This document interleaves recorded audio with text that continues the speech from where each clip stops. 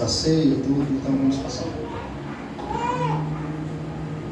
Mas todo mundo quer se alegrar quando acontecer isso, senão o pastor tem que justificar. É assim mesmo, né? É a vida. Vamos lá.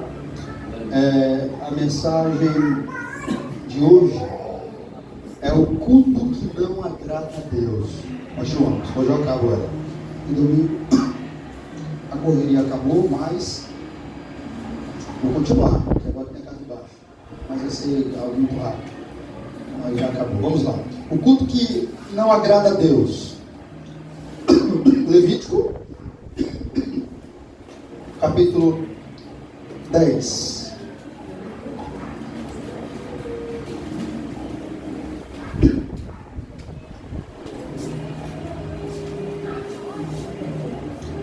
Irmãos, desculpa essa tosse, mas eu estou bem ruim ainda. Mas dá para entender, não para entender também. Importante é isso. Essa é a missão do ministro, fazer a igreja entender a palavra de Deus. Levítico capítulo 10. Vamos lá. Eu acabei no domingo. E praticamente acabei no domingo em Hebreus, em Cristo, sobre o culto de lábios que confessa o seu, por meio de Jesus, oferecemos a Deus sacrifícios de lábios que confessam o seu nome. Mas antes dele nós tínhamos lido Levítico. Eu quero ler com os irmãos Levítico 10. Vamos lá, Levítico 10. Mas antes de ler, eu quero fazer uma pergunta. Se é verdade que cada um pode adorar a Deus do seu jeito, se é verdade que cada um pode fazer do seu jeito, nós devemos se perguntar a Deus por que isso aconteceu na Davi e Abiú a partir de agora. Vamos lá. Levítico capítulo 10, versículo 1 está escrito assim: Nadab e Abiú, filhos de Arão, tomaram cada um o seu incensário e puseram neles fogo, e sobre este incenso, e trouxeram fogo estranho perante a face do Senhor, o que lhes não ordenará. Por favor, grave essa palavra. O que lhes não ordenará, ou seja, o que Deus não ordenou que eles fizessem, não estava na palavra, não tinha base bíblica, não estava escrito, eles inventaram, literalmente inventaram, não tinha nada que eles pudessem ver nas escrituras, para que pudesse seguir o rumo que seguiu. Por isso está escrito aqui, o que não lhes ordenará. Então, saiu fogo de diante do Senhor e os consumiu. Mas irmãos, isso aqui me deixa temeroso, me deixa muito temeroso. Mas sabe o que me deixa mais temeroso? O que vem depois agora. E morreram perante o Senhor.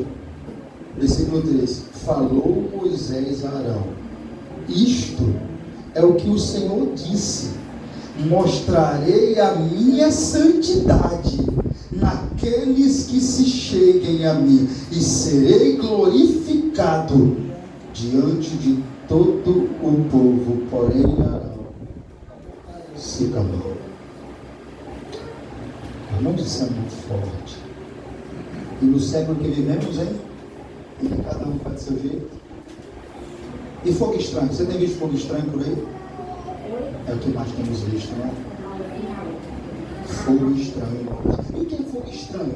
Fogo estranho é todo culto não ordenado pelas Escrituras, pela palavra de Deus.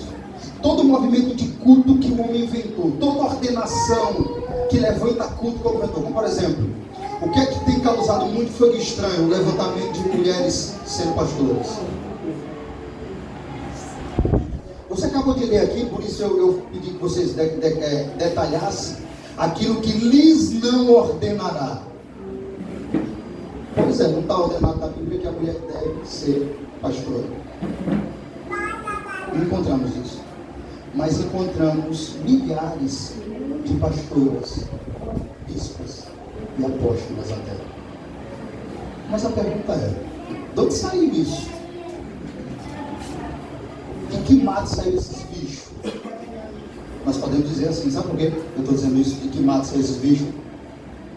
Porque quando fica escuro e você vai procurar algo, só vai encontrar bicho mesmo. E isso deixa eu detalhar. Quando a Bíblia não diz nada sobre o assunto, ficou escuro para nós. É uma mata escura, não entre não, está perigoso. Você não vai encontrar muita coisa que presta, você não está vendo. Qualquer bicho que vier, você vai pegar. Isso quando a Bíblia não falou para nós. Se a Bíblia se calar, sabe como é o conselho para você, cristão? Se cala também. Acerca de qualquer assunto.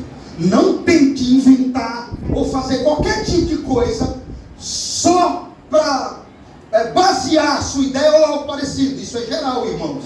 E é o que muitos têm feito aí fora. Não falando de nós, cristãos, mas de muitos aí têm feito. Pois sabe o que nós devemos fazer? Nós vamos aprender isso quando a Bíblia se calar. Se você procurar um assunto que você tem dúvida ou que você quer saber, e você não encontrar nas Escrituras, meu irmão, se cale também. Se cale. Não tente entrar na mata escura, porque vai sair bicho de lá. Por isso que é o que nós estamos vendo aí, todo tipo de coisa acontecendo, é fogo estranho. E se eu ficar falando fogo estranho aqui, eu vou para acabar a mensagem, porque o que não falta é fogo estranho. O que não falta é fogo, você sabe disso. A pergunta que fica peraí, se não falta fogo estranho, pastor, por que está faltando fogo divino consumindo Nadab e Abiú? Então Deus mudou? Não, Deus mudou não. Não mudou. Ele continua o mesmo Deus sendo fogo consumidor.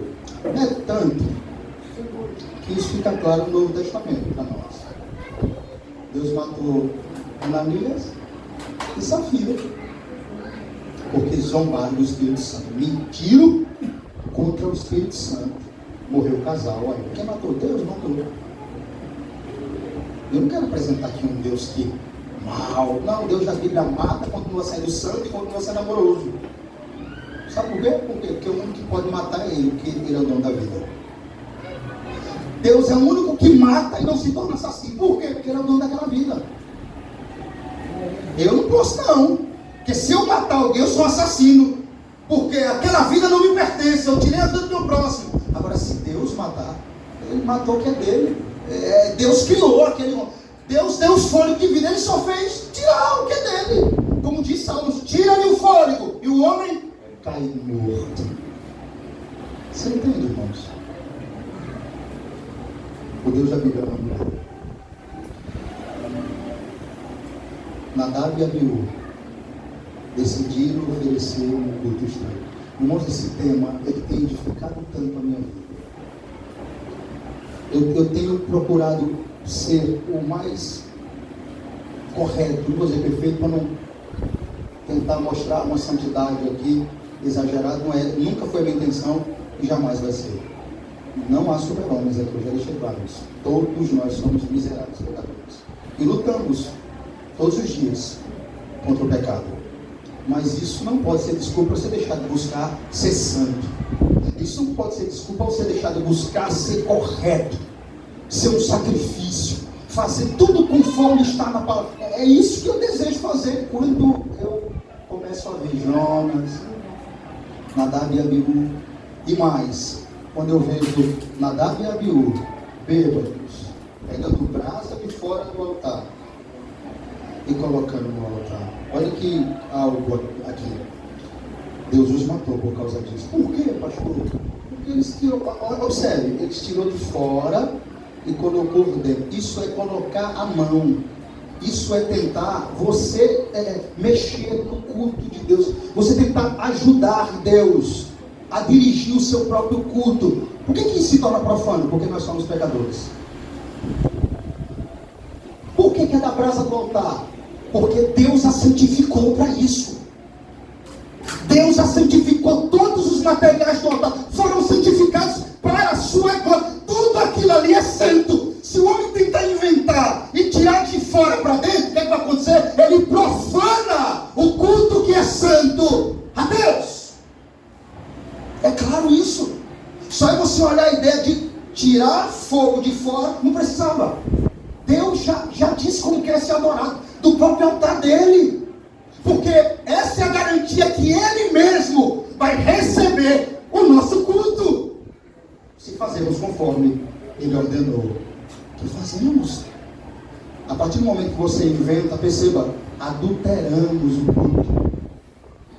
Profanamos, há pecado em nossos corações, mente, mãos. Deus não aceitaria.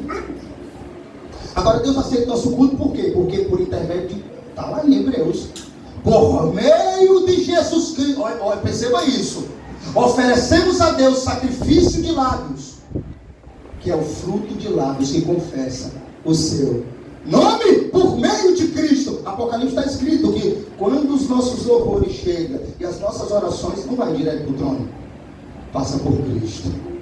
Cristo as purifica e entrega ao Pai como aroma suave e agradável a Ele. Aleluia. Perceba, não tem como nós fazermos isso. Deixe com Deus, está suficiente. Por isso a palavra inerrante, infalível, suficiente. Não há contradições, não há contradições na palavra de Deus. Ela é pura, inerrante, suficiente, eficaz e eterna. Não é melhor confiarmos num livro desse, que não tem contradições, não tem erro, é perfeito, puro e eterno? O que os homens procuram inventar? Para os seus próprios males, como foi de Nadab e Abiú. Isso não nos traz não uma vigilância para sabermos como iremos fazer, como estamos fazendo na verdade. Porque a adoração começa a partir do seu lado. Que tipo de adoradores somos, irmãos? Será que somos tão relaxados assim com Nadab e Abiú? Que nada, Deus de qualquer jeito. Deus não está nem aí se eu ligo para dar um tempo para Ele na minha casa. E outra, o tempo que eu dar para Ele está bom. Será que somos assim? Ou nós somos zelosos e entendemos? O tempo que eu dar para Ele está bom, não. O tempo de Deus deve ser a minha prioridade. Ou não é, irmãos? Ou tem que ser diferente? Será que tem que ser diferente? Ou será que o pastor aqui está exagerando? Mas, o pastor está exagerando. Você está colocando um fardo muito pesado em nós. Se isso é fardo pesado, irmãos, então eu quero carregar isso. Se fardo pesado é buscar servir a Deus e priorizar o seu reino, isso eu vou ter que carregar por toda a minha vida. Perceba, irmãos. Não é, nunca foi e nunca será do nosso jeito. Do nosso jeito. Agora, veja bem. Tem algo que vai chamar a nossa atenção. Primeiro, é que esses homens aqui que ofereceram fogo estranho a Deus,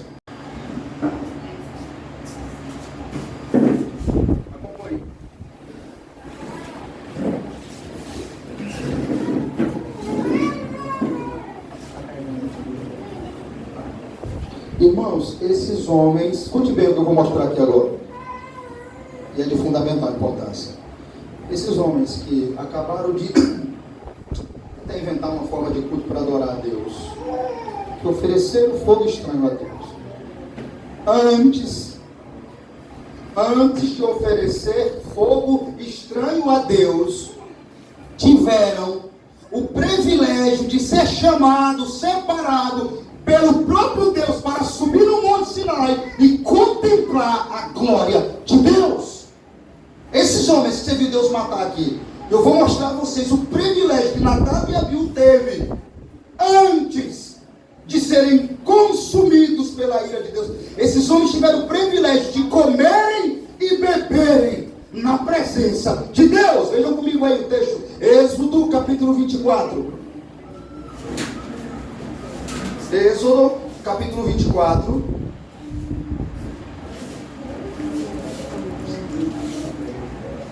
Verso 1 a 11. Olhe para isso. Todos encontraram? Vamos. Deixa só o irmão encontrar ali. Vamos lá, do verso 1 ao verso 11.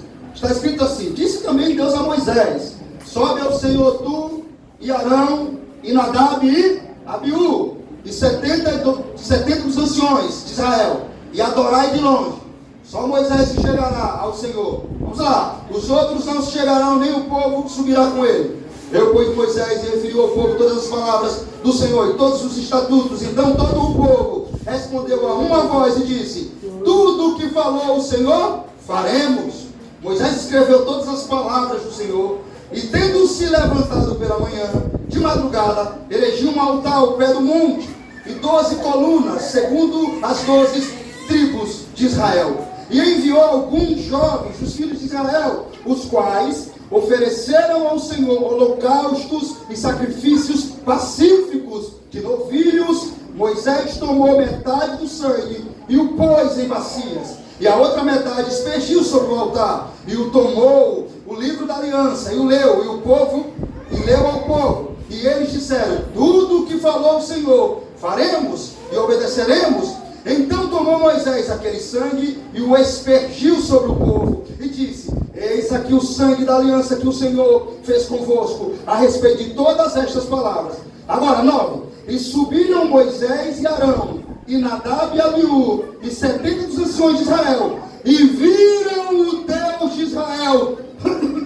sobre cujos pés havia como uma pavimentação de pedra, de safira, que se parecia com o céu na sua claridade. Ele não estendeu a mão sobre os escolhidos dos filhos de Israel, porém, eles viram a Deus, e comeram e beberam. Forte, não é? Nossa, como isso dá mais vida àquele texto lá, como isso traz um sentido maior para nós, a partir desse contexto aqui. Esses homens não começou avulso, do nada fizeram uma besteira e pronto, morreram. Não, começaram bem, irmãos. Nadab e Abiú começaram bem. O que é que isso nos ensina? O que esse texto deixa claro para nós? Os homens viram a Deus, é o que a Bíblia está dizendo. Eles viram a Deus e a glória do Pai. Comer e beber na presença do Senhor. Comunhão, isso. Estavam bem. E esse texto nos ensina exatamente isso. Nadab e Abiú começaram bem. Mas aí vem Levítico capítulo 10 para nós e nos ensina que começar bem não é a mesma coisa de terminar bem. Sim ou não? Êxodo mostra para nós 2 jovens começando da melhor forma possível. Vendo quem mesmo? Deus. Comendo na presença de quem? De Deus. Aí Levítico 10 nos informa, irmãos, que esses mesmos jovens estão morrendo, consumidos por irreverência a Deus. Começar bem não é a mesma coisa de terminar bem. Aqui, irmãos, escute isso, eu preciso da sua atenção.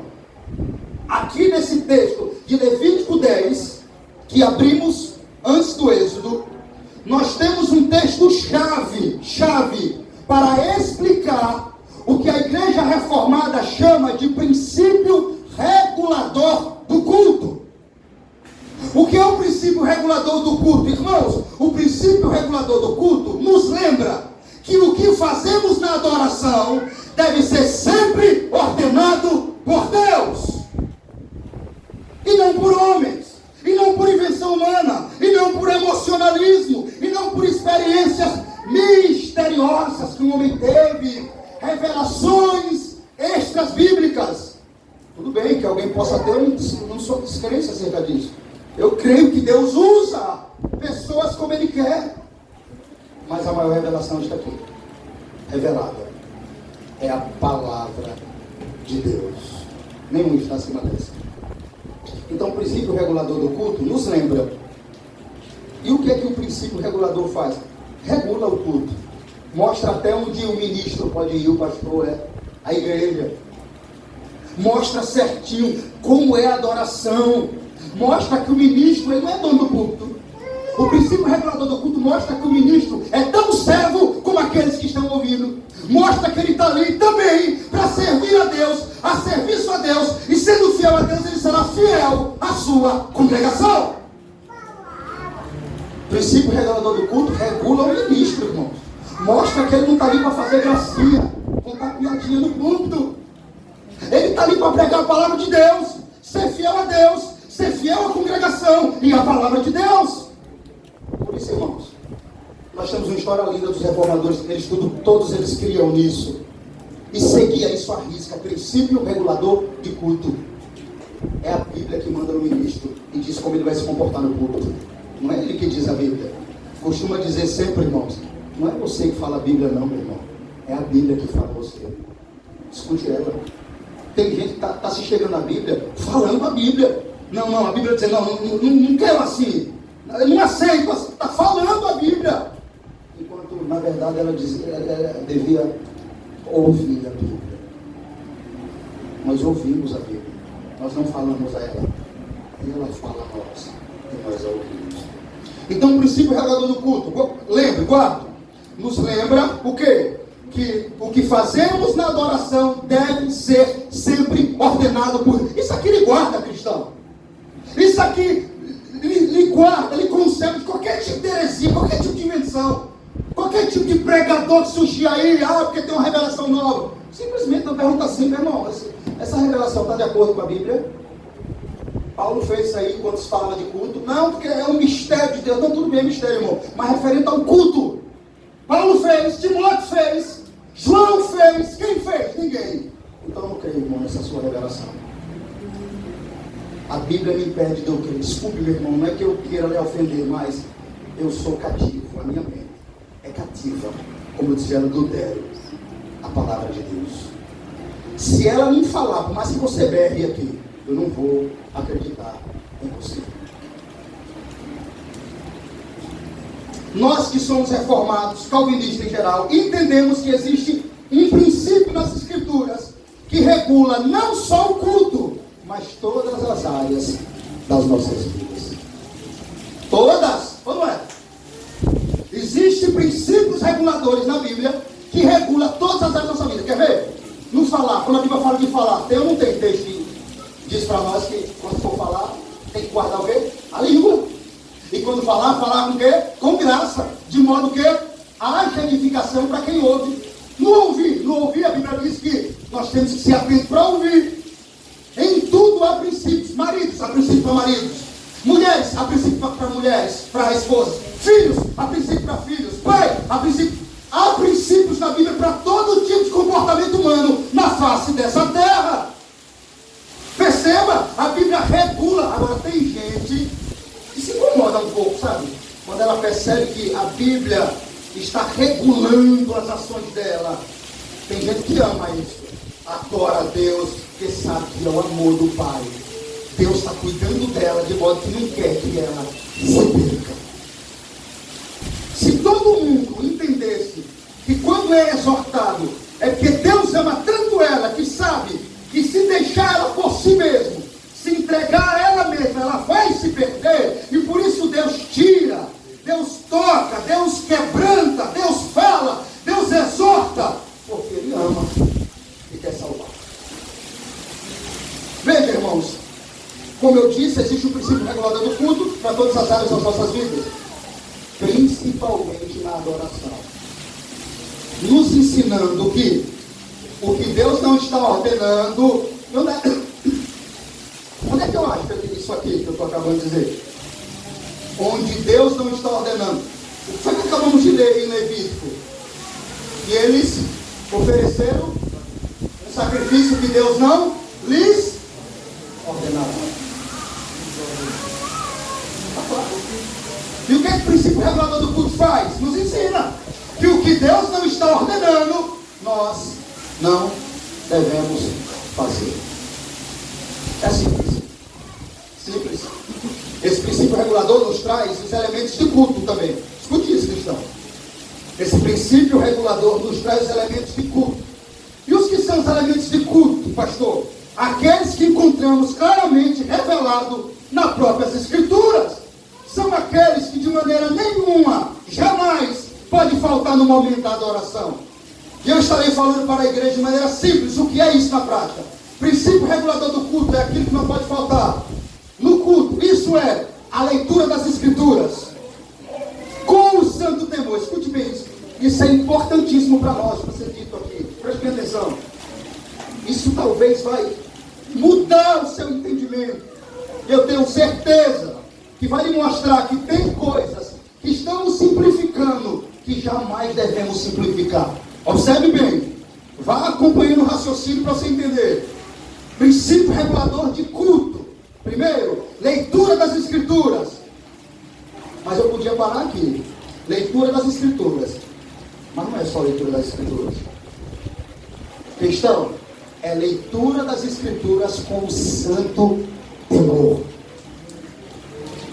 Você percebeu que uma coisa está acompanhando. Eu não posso ler as Escrituras como um livro comum, desdenhando, fazendo pouco caso, mecanicamente, voando nos ares. Isso é pecado contra Deus. Perceba, por favor, meu irmão. É leitura das Escrituras com o santo temor. Isso tem a ver com culto. Quando nós estamos... Por isso que você vê sempre dizendo em voz alta, irmãos, porque a sua leitura está ligada ao culto a Deus. Está ligada à forma de adoração a Deus. O que você pensa da sua palavra, a reverência que você tem a ela, a forma que você lê.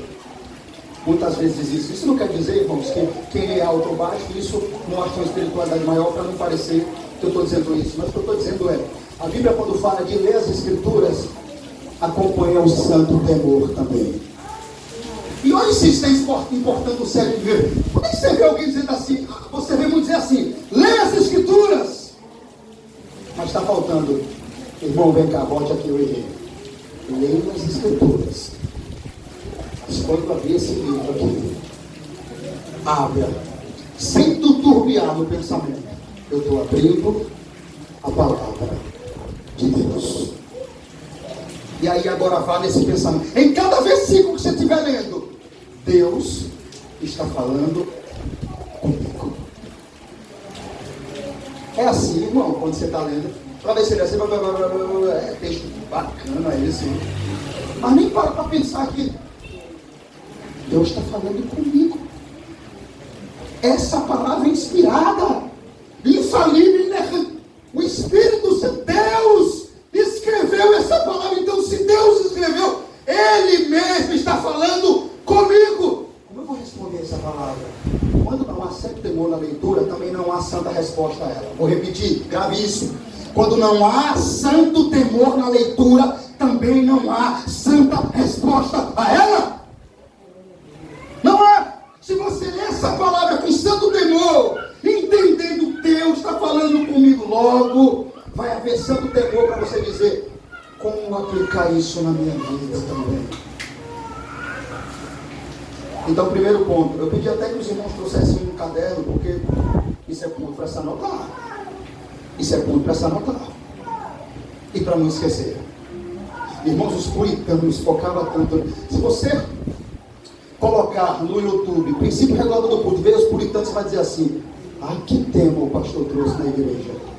Eu devia ter dado mais crédito àquilo. Isso aqui é riquíssimo, irmãos. Isso nos molda a chegar a Deus e dar o melhor a Ele. Até quando tiver lendo. Eu estou mostrando aos irmãos que a leitura não está aquém do culto. E que a leitura está completamente enraizada no princípio regulador do culto. Isso é na adoração. Quando você está lendo, você também está adorando a Deus. Eu preciso fazer que você entenda isso. Para que você não leia a escritura por ler mecanicamente, voando, tá? Se perdendo no texto, aquilo. Não foi isso, meu irmão. É a palavra de Deus. Então, leitura das Escrituras com um santo temor. Devemos ler as Escrituras com todo respeito, irmão. Reverência e devoção a ela. O que é devoção a ela? Se eu estou lendo, eu estou lendo. Eu não estou lendo a Escritura, para aqui, vou lá, me perdi. Vou até o que, menino? Vai. Não. Deixa ela fechada. Mas que você, quando for ler, agora, feche o seu quarto e se dê tempo a ela. Não divida essa palavra com ninguém.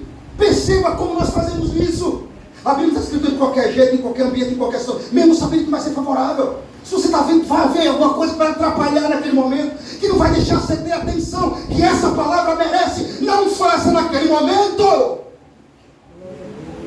Mas separe outro. Você sabe também que vai ser você e essa palavra. Aí sim, você está mostrando o respeito e a honra que você dá a essa palavra. De modo que você, sabendo que ia começar a ler e ia ser atrapalhado, e como você não queria perder os nuances da palavra, você se priva a leitura naquele momento. Não porque não quer ler, mas porque você quer ler de forma você e Deus, sem que ninguém leia por mal.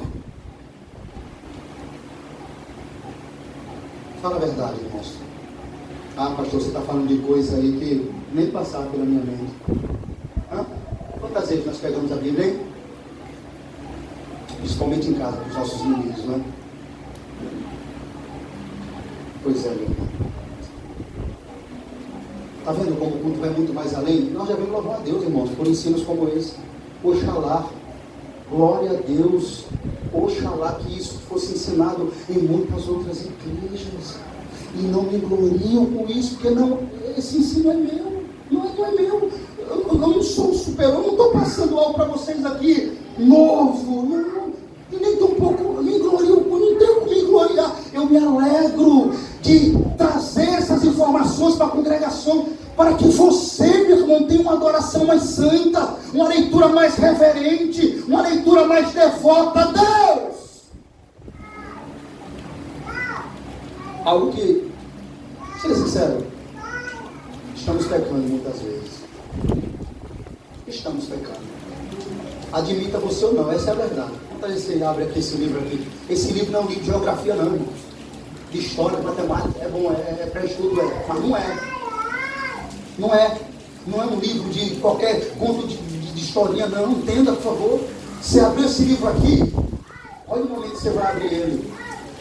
Abra para ler. Abra para desfrutar.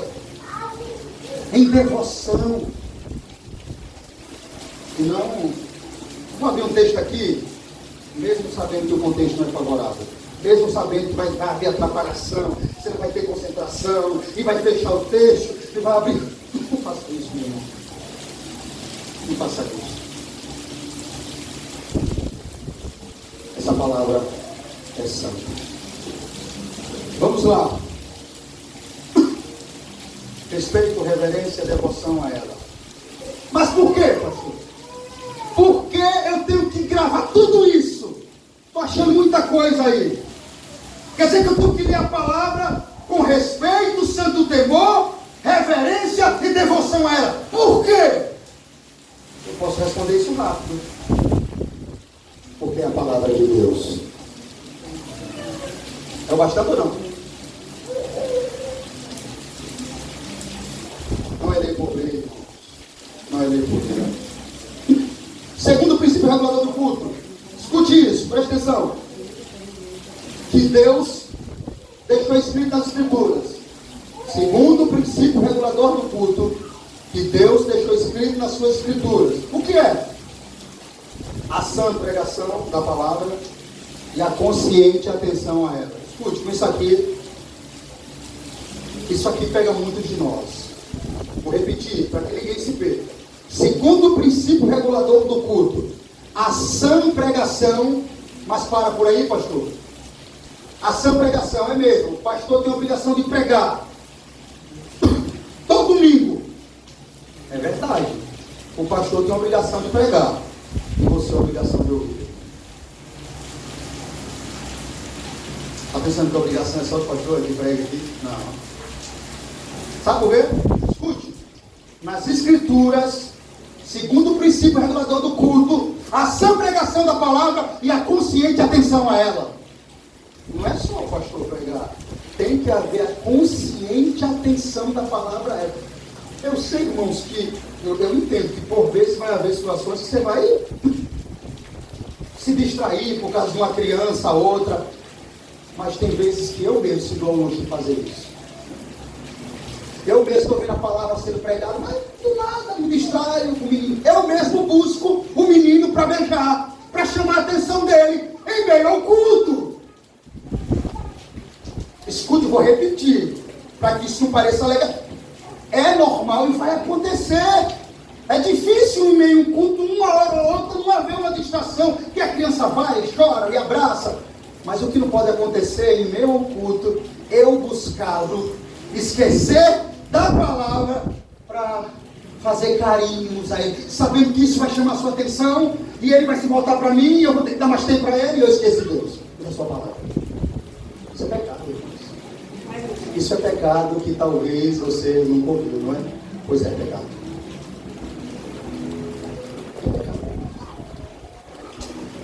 A palavra de Deus é santa. Não é só o pastor. Até porque, quando eu faço isso, eu desonro e desrespeito a Deus, o ministro e o ministério do próprio Deus. Eu desonro a Deus. Eu menosprezo a sua palavra. Então tem muitas coisas para nós moldarmos em nossas vidas. Então, tem muitas coisas para você chegar em casa e dizer, olha, aquele negócio não é verdade. Começar a se ligar nisso aí. Perceber. Porque uma coisa é vir, o menino vir, outra é você buscá-lo. E quando o culto está acontecendo, você buscar a atenção dele. Ah, irmão, já sei que você ama o seu filho. Mas no momento do culto, não é a ele que você vai adorar. Desculpe a minha sinceridade, não é a ele. Não é ele que vai receber a sua glória. Não é ele. É Deus. É Deus. Então, nós devemos começar a aprender a separar as coisas. É 2 horas de culto. Quantas horas nós temos para paparicar esse menino? Beijar, abraçar, chamar do meu amor. Mas logo no culto, eu vejo isso em outros lugares. E eu vejo isso em outras igrejas. E eu fico, meu Deus, por que isso? Que falta de entendimento, Senhor. Eu fico olhando, não pode, Deus. Será que a pessoa não entendeu o que é a sua palavra que está sendo pregada? Será que ela não entendeu que ela não pode perder nenhum tio, nenhum jota, nenhum nuance? Ela deve amar a sua palavra. Parece legalismo, né? O pastor falando assim, mas não é. É a Bíblia, irmãos. Se você não pensar assim, lamento me informar, mas você está me caminhando errado. Se você não sair de casa dizendo assim, eu vou perder hoje, eu vou prestar muito mais atenção, não vou deixar nada tirar minha atenção, nem você, nada. Você acha que o culto é lugar está conversando? Batendo papo? É?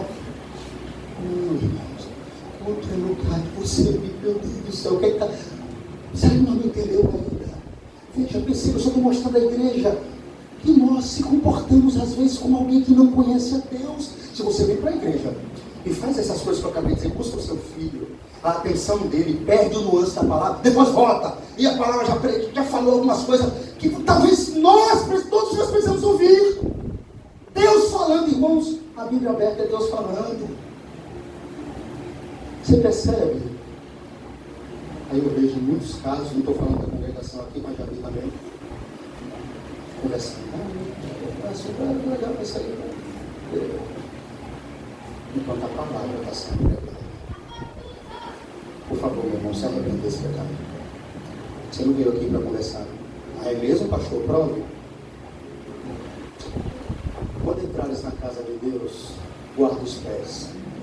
Chegar para ouvir é melhor do que oferecer sacrifício de todos. Sejam poucas. É escrito, cristão. Não, pastor, não. Está aqui exagerando nas palavras, não. O pastor só está querendo seu bem, sabe? Uma adoração melhor. Você sirva o seu Deus, o nosso melhor, da melhor maneira que ele merece. E é isso. Vamos tratar isso aí. Nós temos esse defeito aí, esse hábito. É só sair de casa lembrando assim, olha, eu vou para o culto. Não é para adorar meu esposo, o meu papo com ele lá é o mínimo. Só se for necessário mesmo. Mesma coisa com meu filho. Se ele me buscar, eu tento apaziguar, mas eu buscá-lo não. Eu vou lá para prestar atenção total na palavra de Deus. Eu quero ver Deus na face de Cristo. Contemplar a sua glória. Ser edificado, exortado, amado pela palavra de Deus. Você sai assim? Porque acredite, todo domingo que eu saio de manhã com minha família para lá para o Ama, é nessa intenção de ouvir a boa palavra de Deus. Eu gosto de ouvir a interpretação das Escrituras. E eu me identifico muito com a forma que o reverendo Dória prega. E eu fico lá assim, irmãos, embasbacado. Eu fico embasbacado, meu Deus. Eu fico olhando que palavra palavra, Senhor, meu Deus, isso é muito forte. É assim que eu fico enquanto a palavra está sendo pregada. Porque é para isso que nós vamos à igreja. Se é para conversar, é o lugar da igreja mesmo? Será? Não é isso. Não é. Então, irmãos, isso faz parte dos princípios reguladores do culto. O pregador prega, mas a consciente atenção a ela é papel de toda a congregação. Isso é uma pregação genuína, sincera e verdadeira das Escrituras. E a consciente atenção da igreja, desculpe, as Escrituras. Alguns chegam a acreditar, irmãos, que a pregação é elemento de culto, mas prestar atenção na pregação não. Que loucura, não é? Eles inventaram isso aí. Mas Deus já deixou claro na sua palavra que não. Deus já deixou claro que devemos sim, não só vir à igreja, mas vir com a intenção de estar ligado a tudo que será dito no púlpito da parte de Deus. Da parte de Deus. Se você observar que o pregador não está falando da parte de Deus, eu vou dar um conselho. E se esse pregador for eu, não ouça. Não ouça. Aí você pode se virar para o seu menino, fazer o que for, porque não é Deus que está falando mesmo. E isso eu me coloco como eu, porque Paulo fez isso. Ainda que eu, ou os anjos, vos pregue evangelho que vá além do que já está, do que veio por intermédio de Cristo, seja anátema. Você tem todo o direito de fazer isso. Cristão, genuíno e verdadeiro, que se encontra aqui diante de nós. Se você perceber que o pregador não é fiel à palavra, desvie-se dele e não ouça. Mas se esse pregador for fiel à palavra e você estiver desviando a atenção dele e não ouvindo, você vai ter que tratar isso com Deus e não mais com ele. Porque ele está sendo fiel à palavra de Deus. Os puritanos diziam assim: se o pregador vai ao púlpito, abre a palavra e interpreta ela da maneira correta, é como que o próprio Deus esteja falando naquele lugar. Quem crê assim? Amém, Deus. É isso. Glória a Deus. É isso mesmo. E como é que nós fazemos isso? Como eu devo fazer isso? Como eu devo ouvir, ler com santo temor, com atenção, com devoção, admirando ela, amando ela? Como eu devo fazer isso? Isso eu devo fazer em obediência a Deus, com bom entendimento, fé e reverência, cantando louvores a Deus de modo agradável, com gratidão no coração e contentamento. Quem pode dizer amém? Amém. Vou repetir. Como eu posso fazer isso? Eu devo fazer isso em obediência a Deus, com bom entendimento. Entendimento de quê? Do que a palavra diz para mim fazer. Com fé. Com fé por quê? Porque se você não tiver fé, você não vai ter sentido em nada isso para você. Você não está vendo Deus. Ninguém vê Ele. Mas é pela fé. Por isso tem que ser com fé e reverência. Fazendo o quê? Cantando louvores a Deus. De modo agradável. Com gratidão no coração. E contentamento. Eu estou satisfeito onde eu estou. Esse é o meu lugar, Senhor. E a sua palavra, o meu maior tesouro. Eu disse isso uma vez, falei, igual aquele homem que achou o tesouro, comprou o campo só para ficar com aquele tesouro. Nós pensamos assim, ou é demais pensar assim nesse século. Eu acho que chega a beirar o absurdo pensar essas coisas nesse século que estamos vivendo. Estão normalizando tanto as palavras de Deus que, se surgir pessoas pensando assim, já sabe, né, o que eles são chamados. Como nós somos conhecidos aqui, e eu principalmente, por alguns. Só pelo nome da igreja eu fui criticado. Igreja de Cristo, só escrito, olha lá, só ele prega a Bíblia. Você percebe? Que o século que vivemos, se você quiser fazer o certo, você é criticado porque quer fazer o certo. Não estou falando do errado não, estou falando do certo. E se você quer fazer o certo como ele é, aí pronto, você é legalista, santarrão e lunático. Irmão, se ser legalista, santarrão e lunático é se submeter ao ensino da palavra de Deus, eu quero ser. que eu quero ser. E por que eu devo, escute isso, por que eu devo olhar, pastor, para todas essas ordenanças e princípios reguladores que o Senhor acabou de dizer, e está disposto e apto, de pé, preparado, para de modo agradável a Deus e com toda reverência, as cumprir? Por quê? Por que eu devo olhar detalhadamente para tudo que o Senhor falou aí? E está disposto a esses princípios e ordenâncias? Está apto, de pé, preparado, de modo agradável a Deus e com toda reverência as cumprir? Isso é muito simples de explicar, cristão. Porque o nosso Deus é 3 vezes santo. Glória a Deus. Isso basta, não basta não? Porque como está escrito, só para lembrar você, e disse: mostrarei a minha santidade naqueles que se chegarem a mim. Você entendeu o texto quando você foi lá e leu? Sabe o que Deus está dizendo? Ao matar Nadab e Abiú,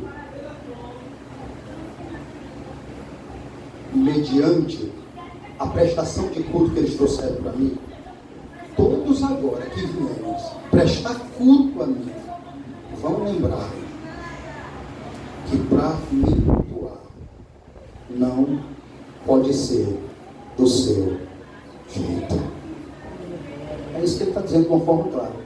Eu matei Nadab e Abiú porque eles fizeram algo que eu não lhes ordenei. O que vai acontecer agora? Mostrarei a minha santidade naqueles que chegarem a mim. Todos que vierem agora vão procurar fazer tudo o que eu ordenei. Tudo que eu ordenei. Então, irmãos, para se chegarmos a Deus tem que ser com todos esses cuidados que Nadab e Abiú não se importaram de ter. Quem concorda que eles não se importaram de ter? E aí deu no que deu. Agora, irmãos, tem alguns que chegam a dizer que o que vale é a intenção. Você já viu não? Ninguém? Quem já viu alguém dizendo, irmão, o que vale é a intenção? Não é ação, é a intenção do coração, como alguns dizem. Aí eu tenho uma pergunta para fazer para esses. Se o que vale é a intenção do coração, como alguns dizem, por que Uzá morreu ao tocar na arca, tentando segurar os bois quando tropeçaram? Intenção boa não faltou, Uzá faltou não. Ele teve boas intenções. A Bíblia diz que quando ele viu que os bois iam tropeçar, ele viu a arca ia cair. E com toda boa intenção ele estendeu a mão e tocou na arca. Na mesma hora Deus o matou. E é aquele episódio famoso do pragmatismo de Davi. Está lembrado do pragmatismo de Davi? Que Davi pegou a arca, eu já contei aqui. Ele levou do jeito dele. O pragmatismo, irmão, prega que você tem que fazer o que dá certo e não o que é certo. Está no mundo aí o pragmatismo, será? Pragmatismo é, faça o que dá certo. Deu certo? Deu. Mas deu certo como? Roubando, lavando dinheiro, fazendo meio mundo, mas deu certo? Deu. Então vamos por aí, que esse é o caminho, esse é o pragmatismo. O pragmatismo não pergunta se é certo. O pragmatismo pergunta a você, e aí, dá certo? E dá. Então vá fundo. E Davi fez isso. Davi, certa vez, os filisteus, a arca de Deus foi parar no terreno filisteu. Deus enviou, meu mundo de úlcera, doente, ficou todo mundo doente. Eu já contei a história aqui, Deus humilhou Dagon, cortou a cabeça, botou Dagon de joelho diante da arca. Eles mandaram a arca de volta em bois. Mas perceba, eles não têm a lei de Deus para cumprir. Não conhecem a Deus e não têm aliança com Deus.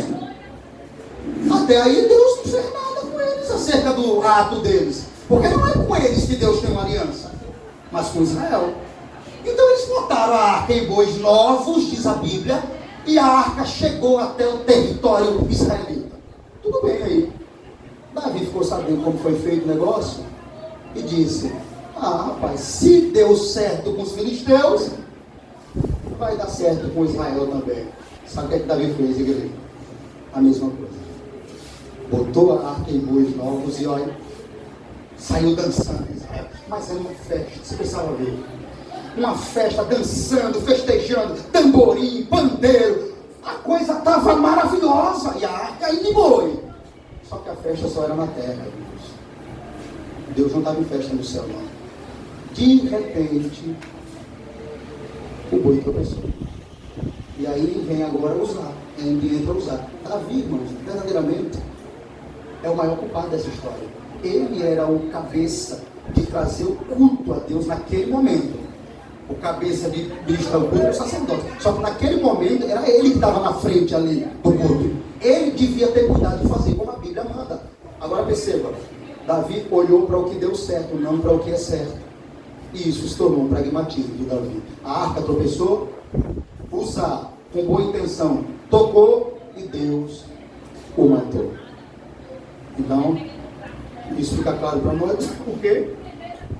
Não, só boa intenção não vale não. Porque se valesse, Deus não mataria Uzá. Depois, Uzá morreu, você já imagina o que aconteceu, né? A festa acabou, claro. Acabou, não é nenhum tempo. Davi ficou com o coração amargurado, diz a Bíblia, triste, profundamente triste pelo pecado dele. Aí, depois desse ato, ele foi lá, chamou os levitas, pegou as varas e colocou a arca em cima, conforme diz a lei, que tem que ser levada pelos levitas com as varas consagradas pelo Senhor. E aí deu tudo certo. Quando o homem busca fazer a vontade de Deus, como está escrito, vai dar certo, meu irmão. Eu lhe digo isso com toda a garantia. Você pode passar o que for, mas passe sabendo, Deus está com você. Porque você não está se desviando da sua palavra. Você não buscou seus próprios interesses. Não é verdade que Deus está preocupado só com intenção. Mas a boa intenção tem que estar acompanhada da boa compreensão, juntamente com obediência, reverência e fidelidade. A boa intenção é bom ter uma boa intenção, mas só ela não. Você pode fazer o que Uzá fez. Teve boa intenção, mas não teve compreensão. Não compreendeu que, por mais que ele se preocupasse com a arca, não foi ele escolhido para carregar ela. Foram os levitas. Ele não foi, irmãos, entenda, em Israel tinha um povo chamado levitas, separado para esse cargo, para levar a arca e trabalhar no templo para o Senhor. Uzá não era levita. Então, boa intenção, sem compreensão, muitas vezes acaba mal. Acaba mal. Então, a boa intenção tem que estar acompanhado de boa compreensão. Posso ou não posso? A minha intenção é boa, mas será que isso é bíblico? Nem sempre a boa intenção é bíblica. Às vezes é a sua boa intenção, e até a boa intenção, muitas vezes, acredite, é maligna. Então, eu devo ter boas intenções, mas eu devo passar elas por onde? Pelo crivo da palavra de Deus, para saber se essa boa intenção está de acordo com as Escrituras. E aí agora eu obedeço com reverência e fidelidade a Deus. É verdade, Uzá teve boa intenção, mas não teve compreensão em saber que não era levita nem sacerdote para tocar na arca. Mas não teve reverência em lembrar que ele, como um homem comum, não podia segurar a arca, apenas o sacerdote. Então ele foi irreverente, por isso ele morreu. O interessante é que nós temos referência no Novo Testamento de pessoa que está morrendo e ficando doentes porque estava desdenhando das coisas sagradas de Deus. Isso é o que nós iremos ver daqui a pouco na ceia. Na ceia. Estavam indo para a ceia, olhe para isso, para se embriagar e encher a barriga. Os irmãos lá em Coríntios estavam indo para a ceia para encherem a cara de vinho, ficar bêbados e encherem a barriga. Paulo repreende severamente, ainda diz, por isso que Paulo, por essa irreverência, há muitos doentes e muitos que dormem. Sabe o que é o que dorme ali na Bíblia? Muitos que Deus está matando mesmo. Aí muitas vezes nós olhamos para o texto e não entendemos. Muitos que Deus está matando por causa da irreverência. Isso eu quero deixar claro, irmãos. Deus não mudou. Deus não mudou. Ele continua sendo o mesmo. O mesmo. Assim como Nadab e Abiú são exemplos claros para mostrar para nós que estamos aqui, para você que vai assistir depois, que não, você não pode cultuar a Deus do seu jeito, que não, você não pode servir a Deus do seu jeito, que não, você não pode vir à igreja e oferecer qualquer tipo de culto a Deus do seu jeito. Não pode. Mas você deve se chegar com boa compreensão, com fidelidade, com reverência, lembrando o que está revelado na sua palavra, o modo que ele quer ser adorado. Isso é em espírito e em verdade. No meu culto não pode haver mágoa, indiferença, frieza, falta de amor. Ah, se haver isso aí, tem alguma coisa errada com o meu culto. O meu culto não pode haver, vou repetir, mágoa, indiferença, frieza e falta de amor. Mas está escrito na sua palavra que eu devo me chegar a Ele, sabendo que Ele é Deus, que sonda, Deus que conhece, Deus que examina o meu interior, sabendo que Ele é um Deus que não muda só para satisfazer os meus caprichos, mas que eu é que tenho que me conformar à sua vontade para o louvor do seu nome. Isso é compreensão e não só intenção, que tem que andar junto com reverência, fidelidade à sua palavra revelada e inspirada, inerrante e perfeita. Porque ao mesmo tempo que eu tenho que lembrar que foi ordenado que eu entregue o meu corpo como sacrifício a Deus no meu culto, uma vez que Cristo sacrificou a sua própria vida por mim, por nós, para nos salvar, Paulo diz que agora devemos mostrar tamanha gratidão e fé, amor por esse Cristo que entregou a vida por nós. E agora é nós que devemos se entregar por sacrifício vivo, santo e agradável a Ele. Que possa dizer amém? Vamos para lá e eu acabo a mensagem aqui. Romanos 12, por causa da hora. Romanos capítulo 12.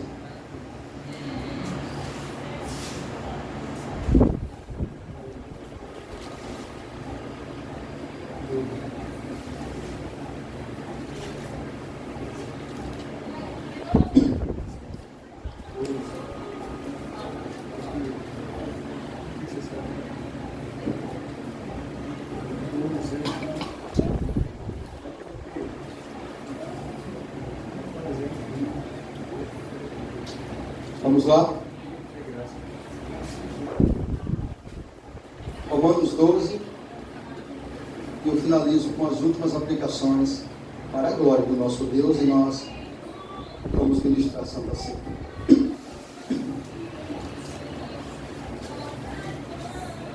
Todos, vamos ler em voz alta. Mais uma vez a mensagem acaba onde? Em quem? Em Cristo. Vamos lá? Em voz alta. Rogo-vos, pois, irmãos, pelas misericórdias de Deus, que apresenteis o vosso corpo por sacrifício vivo, santo e agradável a Deus, que é o nosso culto. Você pode dizer amém? Mas sabe por quê? Rogo-vos, irmãos, pelas misericórdias de Deus. Isso é, uma vez que Cristo se entregou como sacrifício vivo a Deus por nós.